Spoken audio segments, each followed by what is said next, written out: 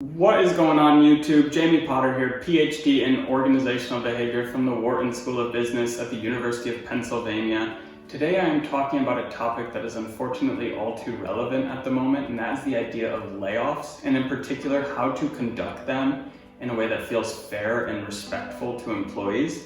I think the best example of this that we've seen thus far is from Airbnb, where the CEO wrote a really long letter to employees about kind of why he had to conduct layoffs, how he decided who was laid off. If you haven't read it yet, I really recommend it because it's a perfect example of how to do this in a way that's very respectful, and it really illustrates the topic I'm talking about today, which is the idea of justice or fairness in organizations. This is a literature that goes back to about 1965, where the first dimension of justice was introduced. It was initially called equity theory in 1965. It's since been renamed within the justice literature as distributive justice. And that's the idea that the way we decide if organizations are fair is that each employee in the organization looks at their input to outcome ratio, that is how hard I work and how much I'm rewarded, and I compare that ratio to other people in the organization. So in other words, if I work 40 hours a week and somebody else works 80 hours a week and gets paid double, that obviously is not viewed as unfair because they're working doubly as hard, so they're getting paid double. But if we're both working 48 hours a week and somebody else is getting paid double, then I view the organization as less fair, at least in a distributive sense. Since then, in 1975, the topic of procedural justice was introduced, and that is an interesting one where it doesn't only matter how much I'm being paid and how hard I'm working, but I also view organizations as just and fair if the procedures that they use to conduct business feel fair themselves. And there are actually 6 dimensions that define whether a procedure is viewed as fair.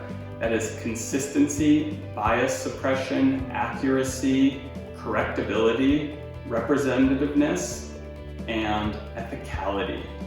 So I'll put a little note that sort of defines these, or a little snippet from the paper. But if procedures are done in these 6 ways, they're viewed as more fair. That's very beneficial for people within the organization in terms of having positive views about the organization. And since then, and more recently, the idea of interactional justice was introduced. And that's a really cool one because it looks at just how employees are treated in the day-to-day, no matter what that is. Are they treated with dignity and respect during feedback sessions, if they bring up a complaint, etc.? And it's also kind of illustrative of how Airbnb really did things right with the way that they conducted layoffs, because they were very respectful, they treated people with dignity, they also provided a lot of information, and it turns out informational justice is a component of interactional justice. So really this Airbnb example illustrates quite well, in a practical sense, the use of interactional justice in real life and how that creates benefits for organizations. But more to the point, this 1994 paper actually looks at the topic of layoffs and how to do so in a just way, and in particular, if things are done in a procedurally and interactionally just manner, how does that impact employees?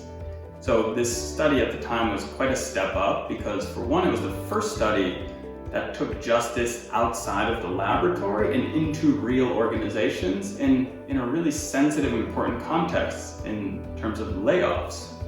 So there are actually 3 studies in this paper, and they look at, for one, people that have recently been laid off, looks at people that remain after a layoff, and it also looks at, in study 3, people who have been told they're going to be laid off but are still with the organization for another month or so, and looks at how, if these people are treated in a procedurally and interactionally just manner, what are the outcomes? And it's really interesting because, for one, it looks at justice in a number of different ways. For one, it looks at justice as advance notice. In other words, how much time are people given as a warning before they're laid off? With the idea being that the more the better, so you can kind of prepare for it. And sort of 30 to 60 days being the optimal. And also it looks at just how people are treated in the process. Are they treated with dignity? Are they given a lot of information about why things were done in a certain way?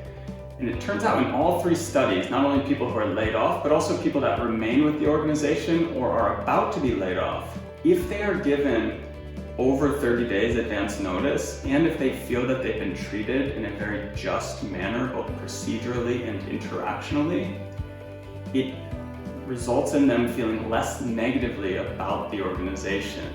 Typically, if justice is low, in other words, organizations are not explaining procedures and not being very polite and dignified in the way they're laying people off, as the outcome negativity of the layoffs increases, in other words, if you get less benefits, less severance, etc., your views of the organization naturally go down. And I'll show a little diagram here of the interaction effect.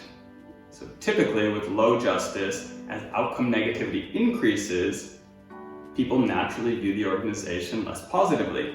However, you'll see the line flattens out when justice is high, meaning that even if outcome negativity increases, if organizations do things in a just manner, then people do not have these negative views of the organization, even if they have been laid off.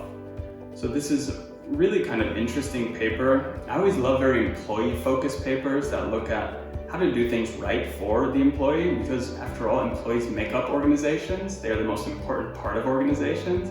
So looking at how things, especially in very sensitive contexts like layoffs, how they can be done better for employees is always very intriguing to me. So I hope you find this paper interesting. Feel free to subscribe to my channel, check out my other videos, like the video and comment below. I'm always very responsive to people if you have any questions or comments or critiques. And otherwise, I will see you next week. Bye.